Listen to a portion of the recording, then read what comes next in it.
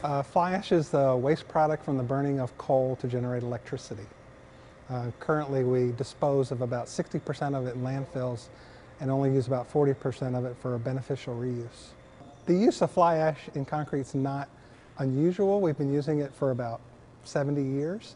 One of the first structures was Hoover Dam, where they used fly ash in a very large application. But the volumes that we're replacing the cement with is unusual. Typically we only use about 35% replacement of the cement with fly ash. Here we're using up to 70%. One of the problems is our crumbling infrastructure, and a lot of it is concrete. Concrete is used 10 times more than any other construction material. So we're going to need to replace our roadways and our bridges and our pipelines, and if we can use this very green material, we can bring our bridges and roadways up to the standard that we're normally expecting, and yet have a very green material that doesn't add very much to carbon dioxide emissions and uses a waste product. So one of the problems is it takes longer to set.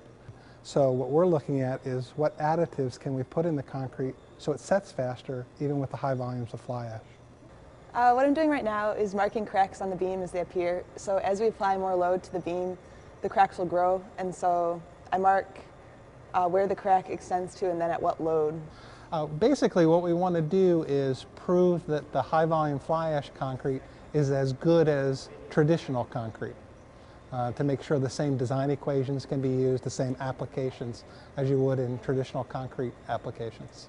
One of the really neat things is we're actually using a recycled gypsum product from a company in Pennsylvania that takes gypsum wallboard from construction projects that are torn down and recycles the gypsum part of it, and that's what we're adding to the concrete, so make it even more green than it is. For every pound of cement that we manufacture, it generates about a pound of carbon dioxide.